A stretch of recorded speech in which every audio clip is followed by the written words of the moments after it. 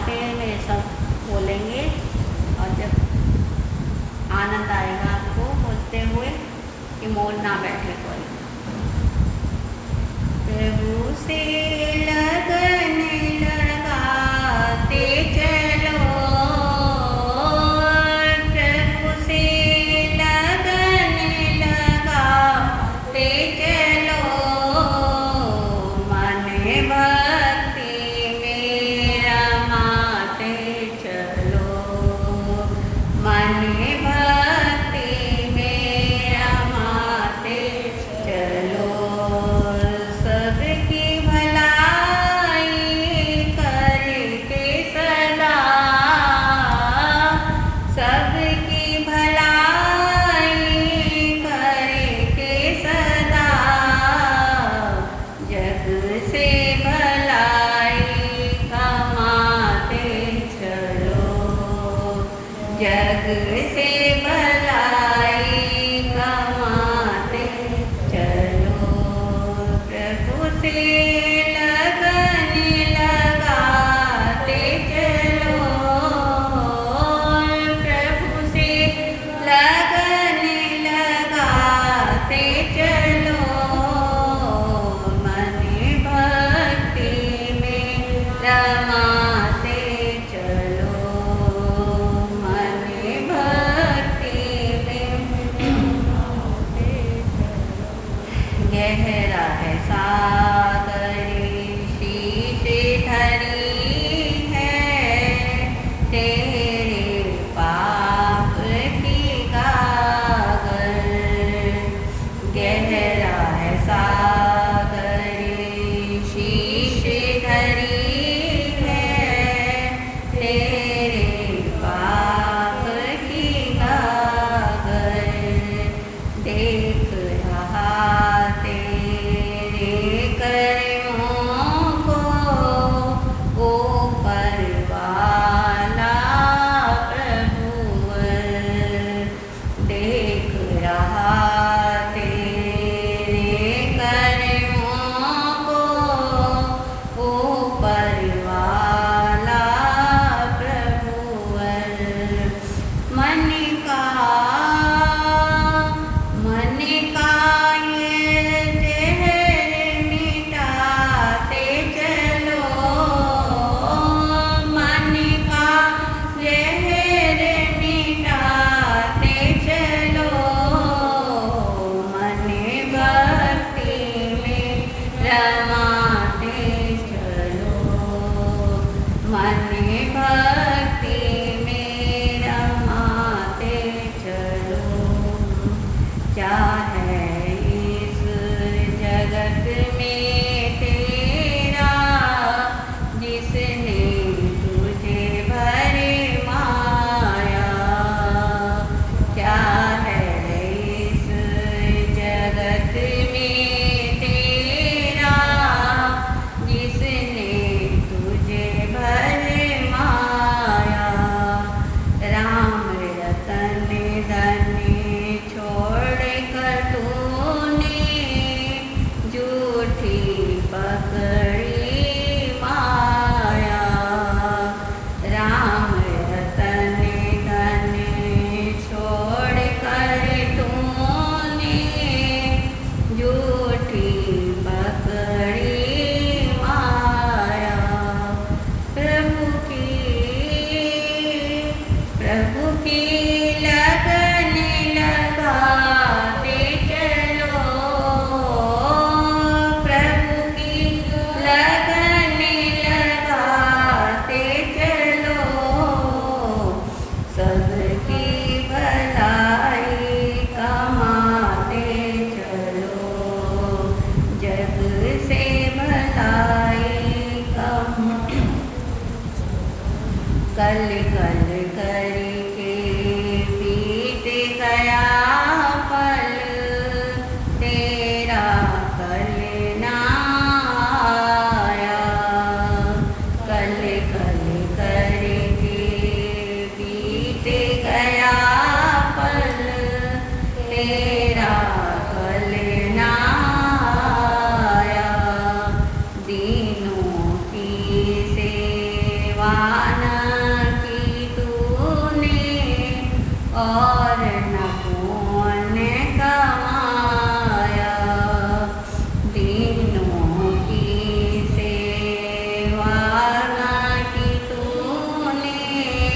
और न पुण्य कमाया, अब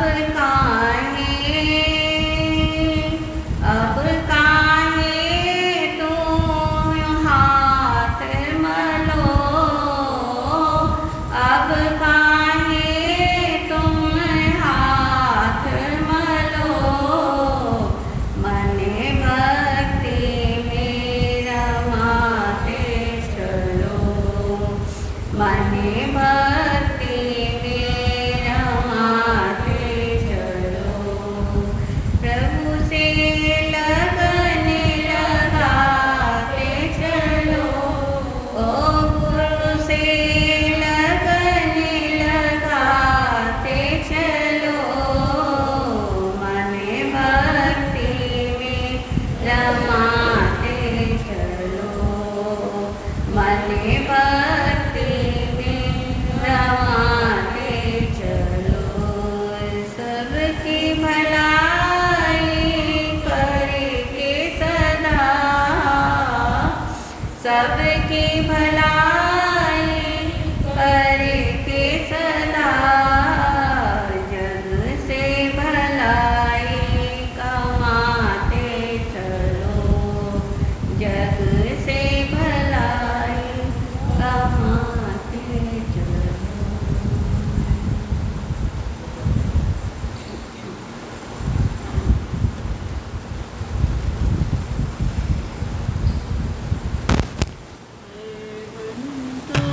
भगवंत इंद्र महिता, सेधाश से स्थिता, आचार्य जिन शासनो नति करा, पूछाओ पाध्यायिका,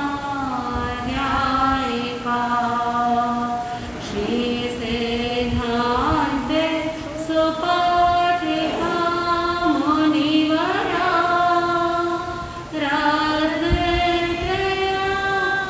राधिका पांचैते परमेष्ठिनं प्रतिदिनं, कुर्वन्तु नो मङ्गलम्, कुर्वन्तु नो मङ्गलम्। मैं देख सकूं तुमको, मुझे ऐसी नजर दे दो, मैं देख सकूं तुमको, मुझे ऐसी नजर दे दो, आवाज में मेरी तुम प्रभु अपना स्वर दे दो, आवाज में मेरी तुम प्रभु अपना स्वर दे दो, मैं देख सकूं तुमको, मुझे ऐसी नजर दे दो। सर्वप्रथम अहिंसा एवं करुणा के अवतार शासनीय प्रभु महावीर के पावन चरण कमलों में स्तुति करते हैं। परम श्रद्धेय परवंदनीय उदागुराने उत्तरकार्य सिंह की प्रवृत्ति महासाध्य श्री पवन कुमारी जी महाराज को पाठ पर विराजमान परम पूज्य उपाध्याय भगवान एवं पूज्य मुनिराज को पाठ पर विराजमान परम पूज्य गुरुदेव महाराज के चरणों में उपस्थित धर्मानुराग आत्मा, आप श्रवण कर रहे हैं चर्चा ज्ञान के विषय में। ज्ञानावर्णीय कर्म, ज्ञानावर्णीय कर्म को कैसे काटे हम कि हम भी बुद्धिमान बन सके, हमारी भी बुद्धि तीक्ष्ण हो, प्रज्ञावान हो, हम अपने ज्ञानावर्णीय कर्म की निर्जना करके हम भी केवल ज्ञान के मार्ग पर आगे बढ़े। तो आपने कल श्रवण किया कि ज्ञान प्राप्ति का सबसे पहला उपाय है कि संकल्प करना है कि हमें ज्ञान पाना है। संकल्प में बड़ी शक्ति होती है, संकल्प बहुत बलवान होता है। जब कोई व्यक्ति संकल्प करता है, कोई ठान लेता है, तो इसका अर्थ है कि उसका मन बड़ा मजबूत है और मन के हारे हार है, मन के जीते जीत। उपाध्याय कवि अमर मुनि जी महाराज ने कहा है, मन के हारे हार हुई है, मन के जीते जीत सना, सावधान मन हार न जाए, मन से मानव बना सदा। तो मानव की सबसे बड़ी जो विशेषता है वो उसका मन ही है। अभी कुछ दिन पहले पूज्य गुरु भगवंत उपाध्याय श्री जी भी यही फरमा रहे थे कि मन जो है, हम सुनते हैं कि मन चंचल है, मन बड़ा कोमल है, मन ऐसा है, लेकिन ये मन से मजबूत इस संसार में और कोई भी नहीं। यदि सबसे अधिक मजबूत कोई है तो वो भी क्या है, हमारा मन ही है। लेकिन वो कब होगा? जब हमारा मानसिक संकल्प मजबूत होगा। इस संसार में कोई भी कार्य बाद में किया जाता है, सबसे पहले उसे मानसिक रूप से करना पड़ता है। ये बात याद रखिएगा। इस संसार में कोई भी युद्ध हो, चाहे वो युद्ध बाहरी है, चाहे वो युद्ध भीतरी है, चाहे वो युद्ध शत्रु के साथ में है और चाहे वो युद्ध अपने कषायों के साथ में है, किसी भी युद्ध को जीतने से पहले उस युद्ध को कहां लड़ना पड़ता है? अपने मन में लड़ना पड़ता है। जब कोई सैनिक युद्ध भूमि पर जाता है, डरेगा तो जा पाएगा, भयभीत होगा तो जा पाएगा? कैसे जा पाएगा? इस संकल्प के साथ कि मैं युद्ध में जा रहा हूं, मैं विजयी होकर के, तो बाहर तो युद्ध बाद में लड़ा जाता है, लेकिन सबसे पहले युद्ध कहां लड़ा जाता है? मन में लड़ा जाता है। और जो इस मन के युद्ध से जीत जाते हैं वही बाहर भी जीतते हैं। कोई साधक है, उसे उपवास करना बहुत छोटी सी बात है, साधारण सी बात है। अब तो वैसे भी तपस्या का समय है, किसी को उपवास करना है तो सबसे पहले क्या होगा? क्या एक मन में एक भाव आएगा कि मुझे क्या करना है? उपवास करना है। फिर दूसरा एक मन में एक और भाव क्या आएगा? अरे त्योहारों के दिन चल रहे हैं, सावन चल रहा है, अभी तो क्या है, अभी तो घेवर आ रहा है, बाद में कभी। ऐसा ही होता है ना, कई बार मन में आ जाता है, मन है ना ये, लेकिन फिर आवाज लगा लो, अरे ये तो चलता ही रहता है, ये सब तो आता ही रहता है, हर साल आता है। कितनी बार इस शरीर ने ये मिठाई खाई है, कितनी बार घेवर खाया है, और कितनी देर का स्वाद है? जितनी देर जिह्वा पर रखा उतनी देर का स्वाद है। ये भी तो एक युद्ध है ना। जरूरी नहीं है कि युद्ध जो है बर्छे भालों से या तीरों से लड़ा जाए, बंदूकों से लड़ा जाए। सबसे बड़ा युद्ध वो होता है जो भीतर लड़ा जाता है। फिर आवाज आई कि नहीं, ये सब चलता रहता है, मुझे तो उपवास करना ही है।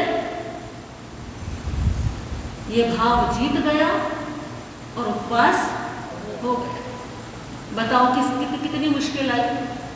मुश्किल किसी और ने पैदा नहीं की, अपने ही मन ने पैदा की, हमने स्वयं पैदा की।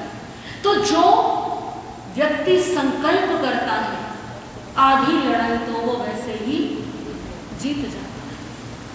संकल्प में बड़ी शक्ति है। और इसी संकल्प शक्ति के बारे में जब हमारे विद्वानों ने बात की, हमारे तीर्थंकरों ने बात की, तो इस सूत्र को पकड़ करके बाहर के लोगों ने अनेकों किताबें लिखता है।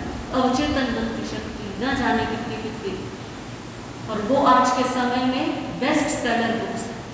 और हम ही उस संकल्प शक्ति को पहचान नहीं पाते, तो संकल्प करें कि हमें ज्ञान प्राप्त करना है। अगर कोई विद्यार्थी है, बच्चे हैं आपके घर में, आप उन्हें समझाइए कि यदि तुमने ठान लिया तो आधी पढ़ाई तो तुम्हारी उसी से हो। तुमने संकल्प कर लिया कि मुझे आज ये पाठ पढ़ना है, मुझे आज ये पाठ याद करना है। इस संकल्प शक्ति के सहारे जो है धीरे धीरे ज्ञान अर्जन करते हैं। दूसरा उपाय कि शुद्ध को विनय से पढ़ना, बहुमान से पढ़ना। जब भी शुद्ध ज्ञान का अवसर मिले, शुद्ध यानी भगवान की वाणी सुनने का अवसर मिले, तो मन में श्रद्धा का भाव होना चाहिए। ऐसा नहीं कि केवल कानों से सुना, उसका कोई लाभ नहीं, क्योंकि जब तक श्रद्धा नहीं है, जब तक विश्वास नहीं है, तब तक वो वाणी आत्मा का कल्याण भी नहीं कर सकती। आप अपने बच्चों को समझाइए कि जब वो पढ़ने के लिए बैठे, अक्सर बच्चे क्या करते हैं, बच्चे पढ़ने के लिए बैठेंगे और साथ में कुछ खाने की सामग्री भी एक हाथ से खा रहे हैं और पढ़ रहे हैं। स्कूल से अक्सर बच्चे आते हैं और आते ही क्या करते हैं, कई बच्चे बैग को ऐसे ही फेंक देते। समझाते हैं ना कैसा, जिन पुस्तकों से ज्ञान मिलता है उनका क्या करना है, आदर करना है। बचपन में हम सुनते थे ना, माँ सरस्वती नाराज हो जाती है अगर किताबों को ऐसे ही फेंक दिया जाए, किताबें फाड़ दी जाए, उन पर ऐसे ही कुछ लिख दिया जाए। ये सब बातें क्यों कही जाती हैं बच्चों? इसलिए कही जाती हैं ताकि वो अपनी पुस्तकों का सम्मान करना सीखे। जो ज्ञान प्राप्ति के साधन है, यदि हमने उनका सम्मान नहीं किया, उनका आदर नहीं किया, तो कैसे ज्ञान मिल जाएगा? तो बच्चों में ये संस्कार डालिए, धीरे धीरे ये बातें उनको समझाइए। तो जब भी ज्ञान प्राप्ति का अवसर मिले तो श्रद्धा और भक्ति के साथ में, विश्वास के साथ में जो है उस ज्ञान को ग्रहण कीजिए। तीसरा उपाय है कि किसी के ज्ञान में सहयोग करना।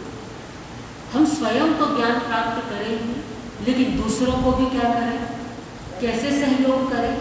साधु साध्वी जी महाराज हैं, उनको कोई आगम की आवश्यकता है, उनको पठन पाठन के लिए सामग्री चाहिए, आप वो उपलब्ध करा सकते हैं, आप ऐसे सेवा कर सकते हैं।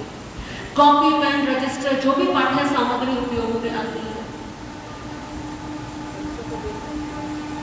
कोई भी ज्ञान प्राप्त कर रहा है, क्योंकि ज्ञान जो है हमारा आत्मज्ञान तो है ही, लेकिन जो आत्मज्ञान की भी सबसे पहली सीढ़ी है। जो छोटा बच्चा स्कूल जाता है, अक्षर ज्ञान लेता है, क्योंकि ये आगम भी तभी पढ़ने आएंगे ना जब अक्षर ज्ञान होगा। जब अक्षर ज्ञान ही नहीं होगा तो किसी भी विद्यार्थी को, कोई जिज्ञासु है, कोई ज्ञान प्राप्त करने वाला ऐसा जिसका सामर्थ्य नहीं, आप उससे सहयोग कर सकते हैं। और सहयोग कैसे होता है आप देखिए, आपने देखा होगा कुछ लोगों को बड़ी रुचि होती है, वो समाज सेवा करते हैं, और समाज सेवा में क्या करते हैं, जितने भी जरूरतमंद बच्चे होंगे उन सबको वो फ्री में क्या करते हैं, फ्री में पढ़ाना शुरू करते हैं, ट्यूशंस देते हैं फ्री में। ये भी तो एक सहयोग है ना, है या नहीं?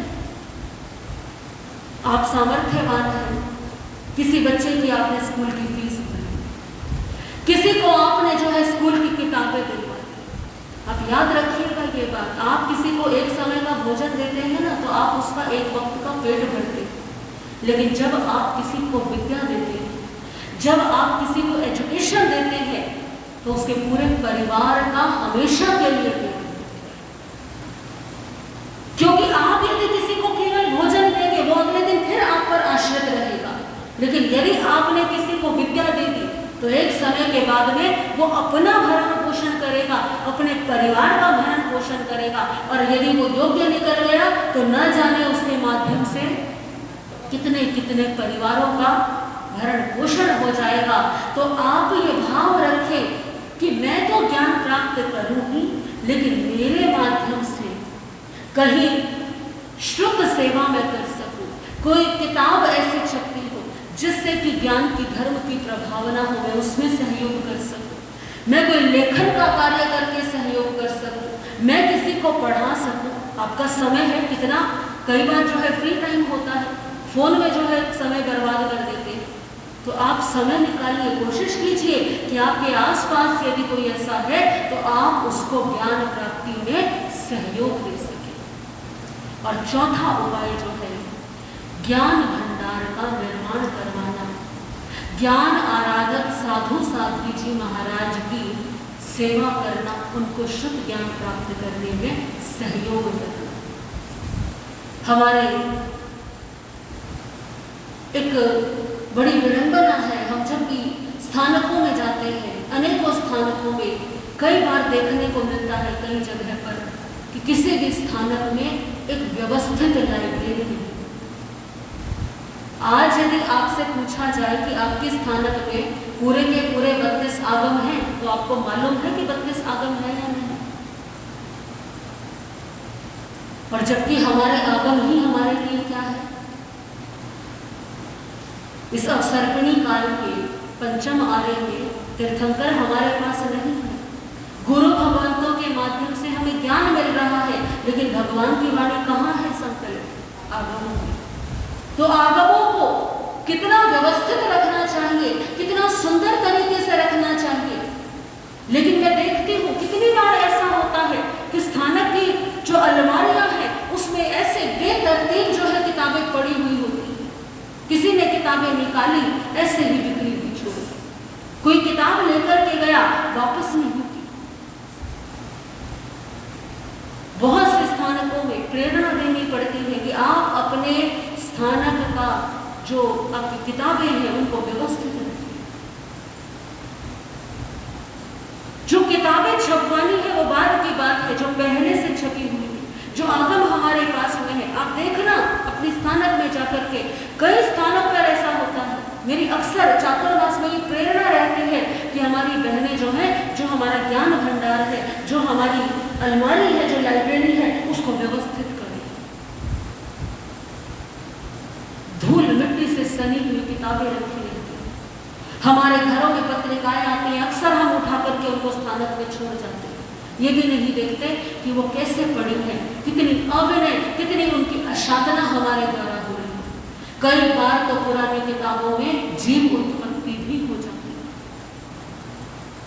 तो अपने ज्ञान भंडार की सुध ले, उसको साफ सुथरा करें, व्यवस्थित तरीके से जो है किताबें रखे, आगम रखे, और ज्ञान आराधक जो साधु साध्वी जी महाराज हैं उनकी सेवा आप कैसे कर सकते हैं, और ज्ञान के भंडार को आप कैसे व्यवस्थित कर सकते हैं, इस बारे में अवश्य विचार करें। इस विषय में आगे भी चर्चा जो है करेंगे, क्योंकि ये विषय बड़ा महत्वपूर्ण है, हमारे जीवन से संबंधित है। आज की चर्चा यही है।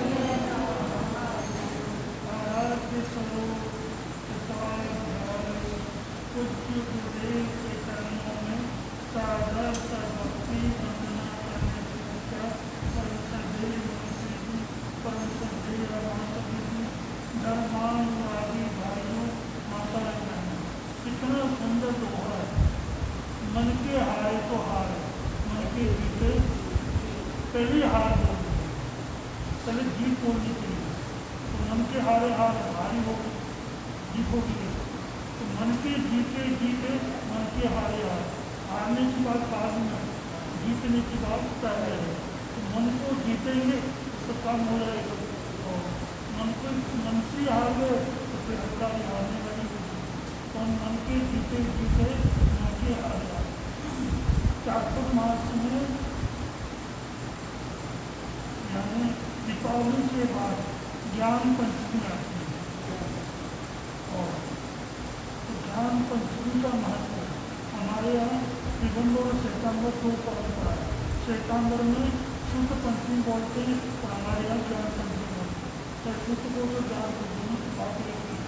तो कहने का भाव है ज्ञान पंचमी के दिन ज्ञान की आराधना तो करनी ही है, लेकिन पहले से अगर आराधना चालू रहे तो फिर नियमित रूप से आराधना भी हो सकती है।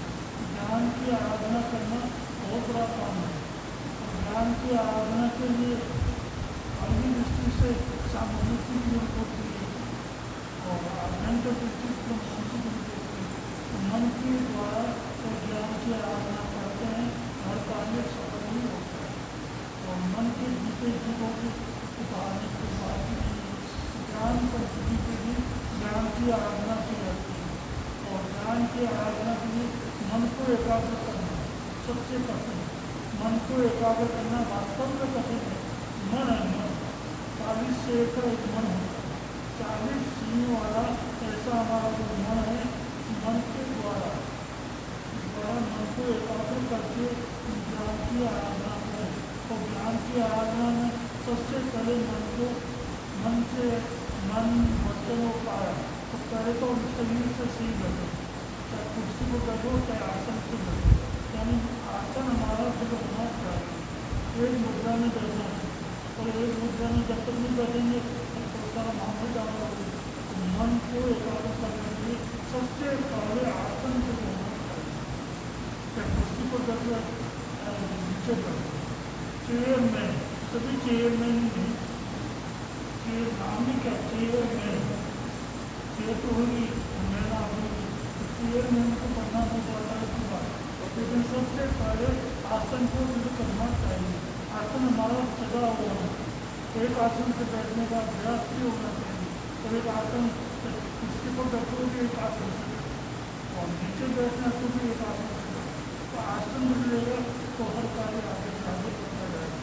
फिर मन के बाद वचन को एकाग्र करना, वचन को एकाग्र हो जाता है, फिर काया को एकाग्र करना है। सबसे बाद है काया का नंबर, पहले मन वचन और फिर काया। तो मन को सबसे पहले फिर करने का आसन में जुड़ना और एक आसन से बैठने का एक अभ्यास करेंगे, पहले बैठने का भी अभ्यास करेंगे और एक आसन से बैठेंगे फिर एक लक्ष्य रखेंगे, मन में एक ही लक्ष्य रखेंगे, ये कोई बातें आगे नहीं होगी। तो 48 मिनट का समय, एक सामायिक करने में 48 मिनट में 2 मुहूर्त मिला दो 28 हो जाएंगे। मन को एकाग्र करने का मुझे प्रयास करें। अगर मन है तो मन को एकाग्र करेंगे तो आसन भी हो जाएगा, आसन भी होगा तो फिर कार्य करेंगे आगे से आगे फिर होता चला जाएगा। तो हमें सबसे पहले आसन को एक आसन से बैठने का अभ्यास करें। आसन के बाद फिर वचन का तो नियंत्रण हो जाएगा और फिर वचन और फिर काया कहने का मतलब है कि मन वचन काया के अंदर सबसे पहले मन को करने का अभ्यास करें। मन को जीतना बहुत कठिन है, मन के हालात तो हो जाएगी लेकिन मन को जीतना वास्तव में कठिन है। मन को जब जीत लिया तो सारे कार्य भी अपने आप हो जाएंगे। ज्ञान को करना है उसके पहले हमारा प्रयत्न करें। साहित्य की कमी नहीं है, हर साल मिल जाएंगे, साहित्य मिल जाएगा, साहित्य को कमी नहीं। साहित्य की सुरक्षा करना, साहित्य को देखना और उसका साथ संभाल करना ये सबसे बड़ा कठिन काम है। साहित्य लाना भी कठिन है, साहित्य को साथ संभाल के साथ देखना करना पढ़ाना ये तो बात की बात है। सबसे पहले हम अपने अनुमान को देखें। तो घरों में ही पुस्तकें कम नहीं है और घरों में इतनी पुस्तक है कि पाँचों में ज़्यादा कर देते घर से ज़्यादा फिर खाना ऐसा नहीं है, खाना में रखने के कोई मौसम नहीं है, खाना के अंदर उसकी सजावट करना तो ठीक उनसे मेरे पूरा अभ्यास करें। यहाँ से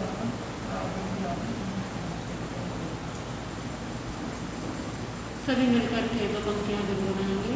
महावीर की वाणी से, महावीर की वाणी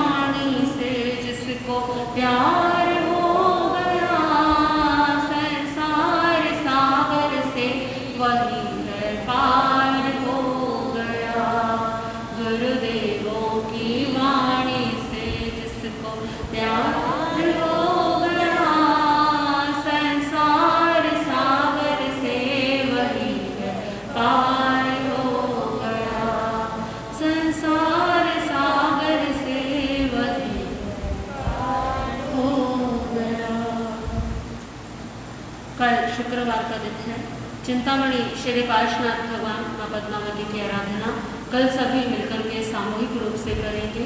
कल के लाभार्थी हैं श्रीमती मीनू जैन, श्री संजय जैन। शनिवार को चिंतामणि श्री पार्श्वनाथ भगवान की भव्य यात्रा का तीसरा भाग जो है आप श्रवण करेंगे। आप सभी बहुत श्रद्धा से भगवान पार्श्वनाथ के 10 भवों की चर्चा श्रवण कर रहे हैं। रविवार को जैसे कि आपको मालूम ही है कि रोहिणी में परम श्रद्धेय प्रज्ञा महर्षि पूज्य गुरुदेव श्री उपेंद्र मुनि जी महाराज की पावन प्रेरणा से गरीबों के मसीहा पूज्य गुरुदेव श्री प्रेम सुख जी महाराज का पावन पुण्य स्मृति दिवस मनाया जा रहा है। आप सभी जो भी वहाँ पर जाना चाहे वो वहाँ पर जा सकते हैं। सोमवार को चिंतामणि श्री पार्श्वनाथ भगवान के निर्वाण कल्याण के पावन उपलक्ष्य में सजोड़े उपसर्ग स्तोत्र का जो है जाप सामूहिक रूप से यहाँ किया जाएगा। समय यही रहेगा 8:30 से 9:30 बजे का। आप सभी अपने अपने नाम तो लिखवाई ही, अपने परिवारजनों के और जो आपके कोई मित्र हैं, रिश्तेदार इत्यादि हैं, उनको भी जो है इस अनुष्ठान में आप अवश्य बुलाएं, क्योंकि उपसर्ग स्तोत्र का जाप महाप्रभावशाली होता है। और सामूहिक रूप से जब हम सस्वर उच्चारण के साथ में कोई पाठ करते हैं तो उस पाठ की एक ऊर्जा का निर्माण होता है। उस ऊर्जा के क्षेत्र में जो भी व्यक्ति आता है, चाहे उसे पाठ बोलना आए या नहीं आए, लेकिन यदि वो उस ऊर्जा क्षेत्र में बैठा हुआ है तो उसे उस ऊर्जा का पूरा लाभ मिलता है। आभा मंडल जो है हमारा वो शुद्ध होता है, मजबूत होता है। और इस जीवन में, इस शरीर में जितने भी रोग आते हैं या जो भी कोई बाधाएं आती हैं वो तभी आती हैं जब हमारा आभा मंडल कमजोर हो जाता है। तो अपने आभा मंडल को स्वच्छ करने के लिए, अपने आभा मंडल को मजबूत करने के लिए आप सभी को उपसर्ग स्तोत्र के इस पाठ में अधिक से अधिक संख्या में लाने का प्रयास करेंगे। सभी प्रेम और श्रद्धा के भावों से जयकारे लगाएंगे। बोलिए भगवान महावीर स्वामी की, आचार्य भगवंतों की, वर्तमान आचार्य सम्राट डॉक्टर श्री शिव मुनि जी महाराज की, उपाध्याय प्रवर पूज्य श्री पुष्कर मुनि जी महाराज की, उपाध्याय प्रवर पूज्य श्री रमेश मुनि जी महाराज की, उत्तर भारत सिंह योग प्रवर्तनी महासाध्वी श्री पवन कुमारी जी महाराज की, संसार के सभी साधु संतों की, जैन धर्म की, आज के आनंद की। सभी गुरुदेवों को वंदन नमस्कार करेंगे।